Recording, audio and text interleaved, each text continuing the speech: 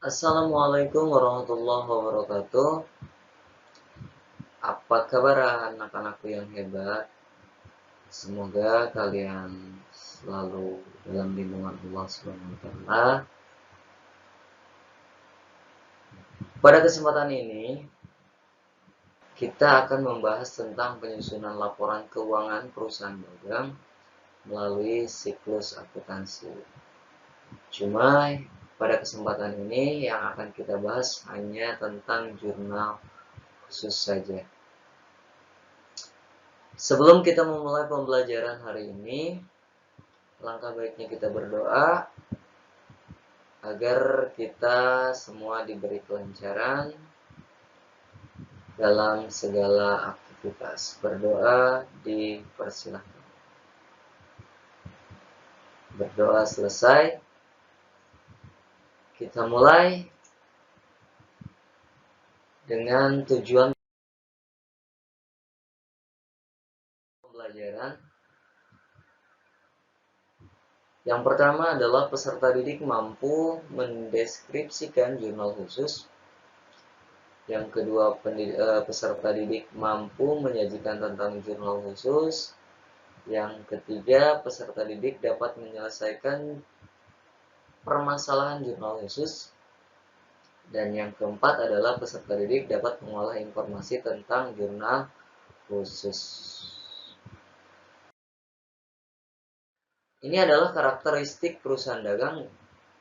Yang pertama, kita akan bahas tentang karakteristik dari si perusahaan dagang tersebut. Ciri-ciri dari sebuah perusahaan dagang yang pertama adalah usaha yang dilakukannya, di mana perusahaan dagang itu hanya membeli barang dagangan dan menjualnya kembali tanpa mengadakan sebuah perubahan terlebih dahulu. Jadi mereka hanya menjual produk-produk yang sudah jadi dan tanpa merubah kembali gitu. Yang kedua, kegiatan akuntansinya adalah menggunakan akun persediaan barang dagangan, ada perhitungan harga pokok penjualan atau HPP dalam hal ini, dan yang ketiga adalah laporan laba rugi dapat menggunakan bentuk single atau langsung, dan juga bisa menggunakan multiple step atau cara bertahap. Ini adalah transaksi perusahaan dagang. Yang pertama adalah syarat pembayaran, syarat penyerahan, dan rabat pada perusahaan dagang. Yang kedua, transaksi dari perusahaan dagang tersebut. Yang ketiga, persediaan barang dagangan. Ini adalah contoh dari bukti transaksi. Ya. Dari transaksi inilah yang nanti data-data transaksi ini nanti akan diolah dan dimasukkan ke dalam jurnal khusus ya, jurnal khusus. Lanjut, ini adalah beberapa akun dari perusahaan dagang. Yang pertama, akun persediaan barang, ya. Yang kedua, akun pembelian. Ini akun pembelian. Yang ketiga adalah akun retur pembelian dan pengurangan harga. Dan ini adalah akun potongan pembelian. Yang kelima, akun beban dan akun beban, akun pembelian. Yang keenam adalah akun penjualan, yang ketujuh akun retur penjualan dan pengurangan harga ya. Atau yang terakhir adalah akun potongan penjualan.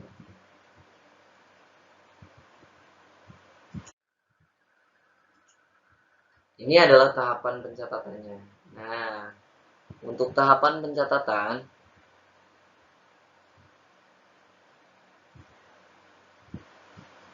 dari mulai tadi pengumpulan transaksi, jurnal khusus di sini sampai sini.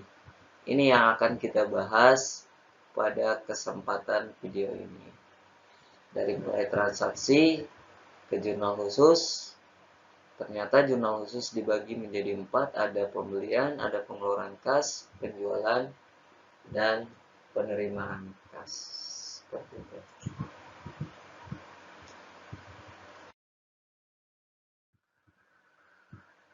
Nah, yang ketiga adalah pengelompokan transaksi pada jurnal khusus. Nah, ini anak-anak, kita mulai. Ternyata jurnal khusus itu dibagi menjadi 4. Yang pertama adalah yaitu jurnal pembelian. Ini yang akan pertama kita bahas, jurnal pembelian. Apa sih yang dimaksud dengan jurnal pembelian? Jurnal pembelian itu adalah pembelian barang dagangan atau barang lainnya secara kredit dicatat pada satu jurnal khusus, yaitu jurnal pembelian. Di mana jurnal pembelian ini hanya yang masuk ke dalam transaksi pembelian secara kredit. Ini keywordnya ya. Jadi jurnal pembelian itu hanya pembelian yang dilakukan secara kredit. Bagaimana kalau yang secara tunai? Apakah bisa dimasukkan ke dalam jurnal pembelian? Tentu tidak, karena di dalam jurnal pembelian ini hanya pembelian barang dagangan yang dilakukan secara kredit saja atau ngutang ya masa kita. Yang kedua yaitu jurnal pengeluaran kas. Ini ya yang akan kita bahas. Yang keduanya adalah jurnal pengeluaran kas. Maaf.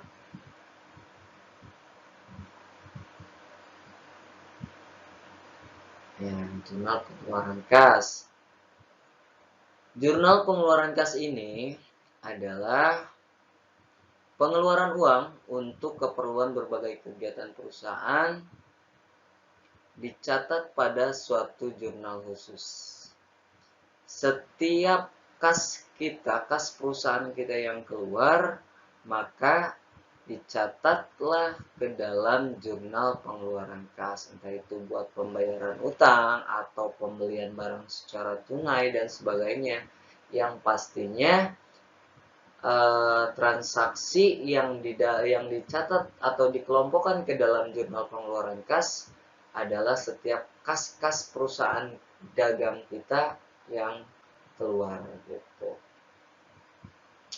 Yang ketiga adalah jurnal penjualan. Ini agak berbanding terbaliklah dengan jurnal pembelian.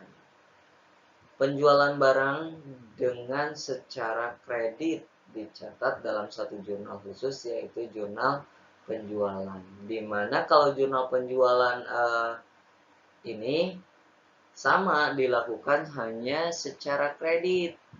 Kalau penjualan barang yang dilakukan secara tunai tidak bisa dimasukkan ke dalam jurnal penjualan. Kalau jurnal pembelian, pembelian barang kita dilakukan secara kredit. Kalau penjualan barang dagang atau jurnal penjualan dilakukan secara kredit juga, dan ini dicatat ke dalam jurnal khusus penjualan.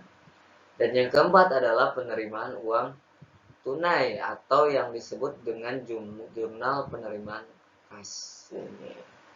Jadi setiap kas yang kita terima, perusahaan kita terima, dimasukkan ke dalam jurnal khusus, yaitu jurnal penerimaan kas. Kalau tadi pengeluaran kas, setiap kas kita keluar itu dicatat dalam pengeluaran kas gitu. Seperti itu ya. Selanjutnya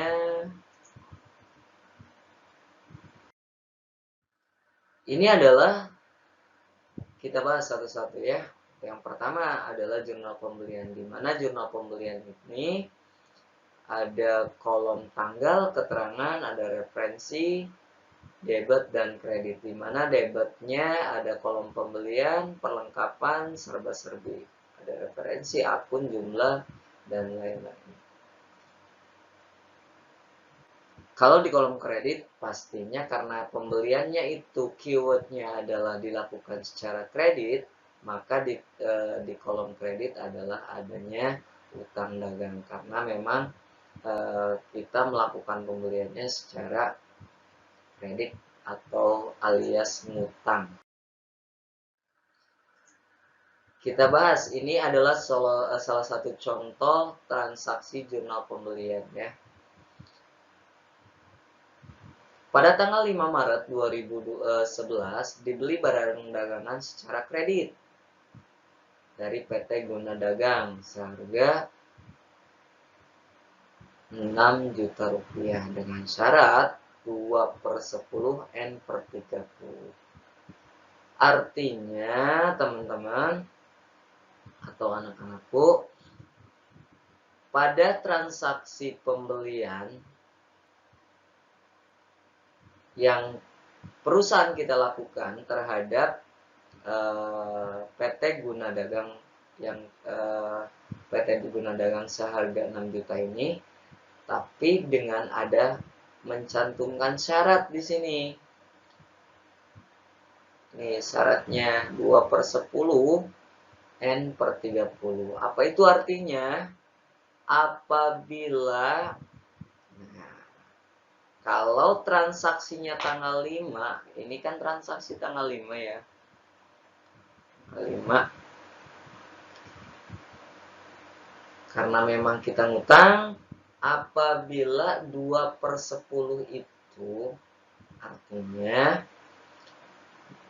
10 hari setelah transaksi tersebut berlangsung. Karena transaksinya tanggal 5, berarti tanggal 15 gitu. Tanggal 15 kita harus melunasi utang kita terhadap PT Guna Dagang. Ada syarat 2/10.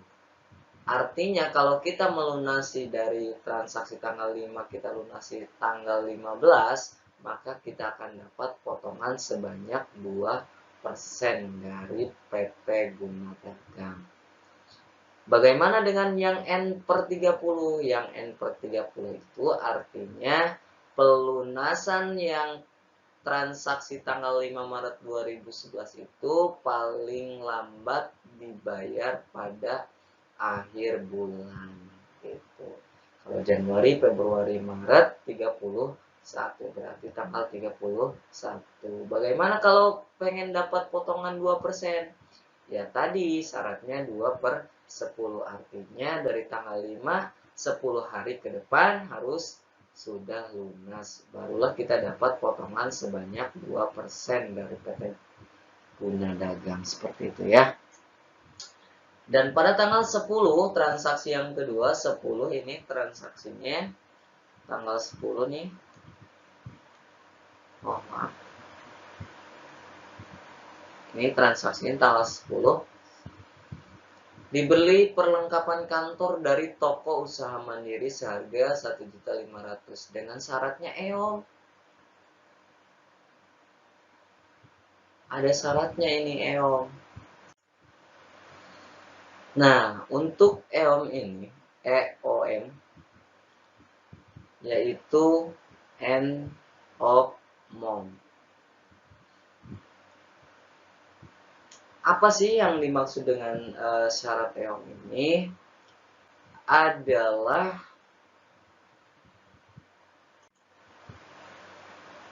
syarat yang ditetapkan oleh toko usaha mandiri ini, di mana syarat EOM ini adalah pembayaran yang harus kita lakukan pada akhir bulan, paling lambat itu pada akhir bulan ya. Yang namanya syarat EOM itu seperti itu. Jadi perusahaan usaha mandiri ini menetapkan kita harus membayar pada akhir bulan, seperti itu. Ada juga yang namanya EOM N, di sini ada N/10. Artinya apa kalau N/10 itu?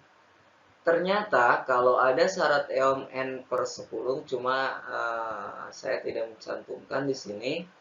N/10 itu artinya paling lambat ada jeda waktu dari akhir bulan 10 hari ke depan.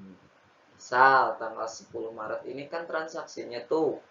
Kalau syaratnya EOM berarti Maret tadi itu adalah 31 hari ya. Berarti tanggal 31 hari harus tanggal 31 maksudnya sudah harus kita lunasi. Tetapi kalau mencantumkan N/10 atau N/20, N/15 dan sebagainya, yang contoh N/10, EOM N/10, artinya 10 hari dari tanggal 31 itu 10 hari, berarti Maret April, tanggal 10 April sudah kita lunasi seperti itu. Dan yang tanggal 12 Maret dibeli perlengkapan kantor secara kredit seharga 15 juta. Nah, ini adalah dari transaksi, ketiga transaksi ini kita masukkan ke dalam jurnal pembelian. Kita lihat tiga transaksi ini semuanya penjualannya dilakukan, pembeliannya dilakukan secara kredit semua ya. Karena ini ada semua kredit tuh, syarat kredit, ini ada syarat PO-nya pasti kredit dong. Seperti itu. Kita masukkan. Karena yang tanggal 5 ini pembelian barang dagangan ke PT Guna Dagang, ini keterangannya PT Guna Dagang, pembeliannya 6 juta, dan utangnya 6 juta. Tanggal 10 karena 1.500.000 perlengkapan di sini 1.500.000, utang dagangnya 1.500.000. Peralatan, maka kita tulis di akun serba-serbi ini, akun peralatan nih. Ini ya, akun peralatan kantor. Jumlahnya berapa? 15 juta. Utang dagangnya juga 15 juta. Dan kita jumlahkan semuanya antara sisi debit dan kredit semuanya sama. 22 juta 500 dalam ribuan ya. Selanjutnya adalah jurnal pengeluaran kas. Ini adalah contoh jurnal pengeluaran kasnya. Dan ini apa tadi jurnal pengeluaran kas? Jurnal pengeluaran uang kas. Jurnal pengeluaran kas ini adalah setiap kas perusahaan itu keluar, maka dicatat ke dalam jurnal pengeluaran kas seperti itu. Ini semuanya tanggal 2 April. Transaksi tanggal 2 April membayar bunga pinjaman Bank BNI 500.000 dan cicilan pinjaman Bank BNI sebesar 3 juta. Bayar bunga 500.000, cicilannya 3 juta. Keluar dong uang kas kita karena ini kita membayar cicilan. Pasti perusahaan kita mengeluarkan uang kas kita. Tanggal 5 membayar utang kepada PTT sejumlah 10 juta. Kalau kita membayar otomatis uang kas kita juga keluar. Dan yang tanggal 12 pemilik perusahaan mengambil uang tunai perusahaan untuk kepentingan pribadi sebanyak 750.000.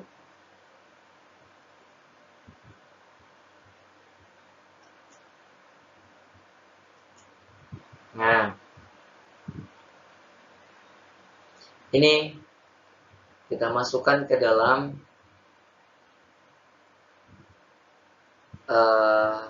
jurnal pengeluaran kas. Yang pertama di sisi debit, karena memang kita tulis di akun serba-serbi,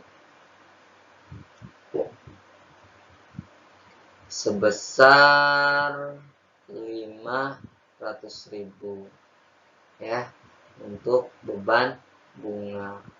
Untuk utang banknya 3 juta. Di kreditnya otomatis kas kita berkurang 500.000 dan 3 juta.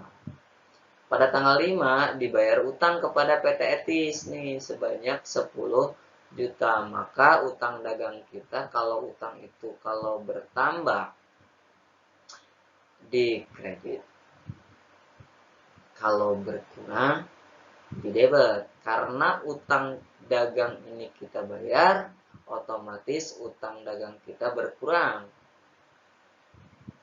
10 juta. Kalau utang itu berkurang, kita simpan di debit. Apa yang keluarnya, yang di kreditnya otomatis adalah kas. Cuma di sini karena pembeliannya tanggal 5, kita sudah membayar pada saat transaksi tanggal 29 Maret. Pada tanggal 29 Maret ini kita utang di PT Etis. Cuma PT Etis menerapkan sistem pembayaran sebesar syarat pembayaran, bukan sistem ya, 3/10 N/30. Kita bayar tanggal 5, otomatis dari tanggal 29 10 hari ke depan, Maret ya tanggal 31, otomatis kita dapat potongan sebesar 3% tadi itu ya, karena kita membayarnya sebelum 10 hari dari jatuh transaksi. Seperti itu. Berapa potongannya? 3%. Karena PT Etis ini menerapkan 3/10. Seperti itu. Berapa 3% dari 10 juta? Ya, dapatlah 300.000 dalam hal ini. Inilah potongannya, 300.000. Jadi uang kas kita tetap yang keluar 9.700.000 karena ditambah dengan potongan pembelian 300 ya. Dan yang terakhir adalah pemilik perusahaan mengambil uang tunai untuk keperluan pribadi. Nah, otomatis dong kas kita juga berkurang, kas perusahaan juga berkurang, walaupun memang yang ngambilnya adalah pemilik perusahaan tersebut. Tetapi secara akuntan ya harus dicatat walaupun yang ngambilnya adalah bos kita gitu ya. Berapa yang diambilnya? 750. Di akun serba-serbi ini kita tuliskan Friday 750 dan di kreditnya kas kita berkurang juga 750 dan ini adalah totalnya. Kita jumlahkan tuh, tetap harus sisi kredit dan sisi debitnya harus balance ya. Seperti itu ya. Selanjutnya adalah jurnal penjualan. Ini akunnya. Kita mulai dengan jurnal penjualan. Apa tadi jurnal penjualan? Setiap penjualan yang dilakukan secara kredit maka dimasukkan ke dalam jurnal khusus penjualan. Ini penjualan barang dagangan kita, perusahaan kita yang memang secara kredit atau diutangkan lah gitu kepada perusahaan lain atau orang lain gitu. Dijual dengan kredit barang seharga 500 juta. Fakturnya nomor 101 ya. Kepada toko usaha mandiri. Syaratnya kita juga menentukan syarat. Perusahaan kita juga apabila penjualannya dilakukan secara kredit 3/10 N/30. Apabila dalam 10 hari ya 10 hari dari jatuh transaksi maka kita akan menetapkan 3% untuk potongan penjualannya gitu ya. dan paling lambat dibayar pada akhir bulan atau tanggal akhir bulan tanggal 30 ya, Mei, April, Mei.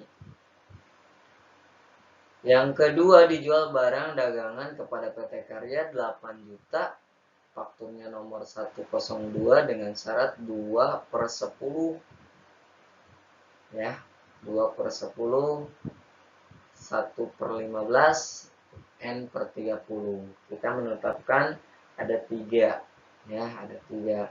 Yang pertama 2/10. Apabila PT Bumi Karya ini ingin mendapatkan potongan 2%, ya 10 hari dari jatuh transaksi tanggal 8. 10 hari ke depan berarti kalau dia bayar akan dapat potongan sebanyak 2%, seperti itu ya. Ada juga kita menerapkan 1/15. Artinya ini kalau 10 hari tidak melunasi, ada juga bisa dapat potongan PT Bumi Karya ini sebanyak 1% dengan syarat 15 hari dari jatuh transaksi. Kalau tanggal 8 kita tinggal hitung saja ke depan 15 hari dan N/30, dan yang paling syarat akhir adalah akhir bulan harus dilunasi, dan ini adalah tanggal 5, tanggal 8. Pokoknya kita masukkan syaratnya, dan di sini ada piutang dagang debit, kreditnya adalah penjualan, karena jurnal penjualan ini semua dilakukan secara kredit ya. Pasti piutang dagang di debit 500 juta ya, dalam ribuan pada penulisan ini, dan penjualan dicatat di dalam akun kredit ya.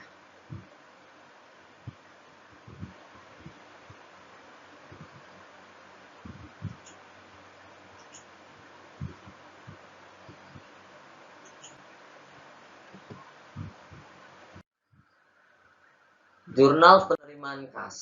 Ini jurnal penerimaan kas, segala bentuk jurnal yang segala bentuk transaksi, setiap kas yang kita terima atau perusahaan kita terima, kita masukkan ke dalam jurnal penerimaan kas. Saya rasa untuk penerimaan kas ini tidak perlu saya jelaskan lagi karena memang hampir sama dengan jurnal pengeluaran kas. Kalau pengeluaran kas, perusahaan kita yang mengeluarkan uang kas perusahaan kita gitu ya.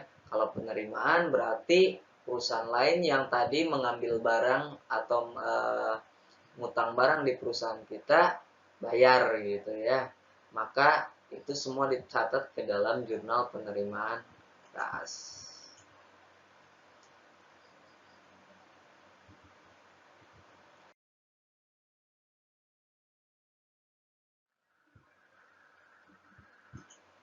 Baik, dan terakhir Bapak ucapkan terima kasih. Semoga itu saja anak-anakku yang pada hebat. Mudah-mudahan kalian mengerti, tetap menjaga kesehatan ya.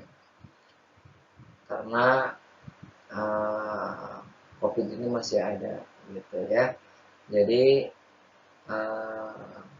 itu saja yang bisa Bapak sampaikan pada kesempatan ini. Mudah-mudahan kalian bisa membedakan, bahkan mungkin bisa menganalisis ke jurnal khusus ya. Jurnal khusus itu ada terbagi menjadi 4. Ada jurnal pembelian, di mana jurnal pembelian ini dilakukan secara kredit. Jurnal penjualan sama penjualannya juga kita melakukan penjualan produk kita secara kredit juga. Ada penerimaan kas dan pengeluaran kas. Mudah-mudahan kalian terpahami. Bapak tutup. Wabillahi taufiq wal hidayah. Wassalamualaikum warahmatullahi wabarakatuh.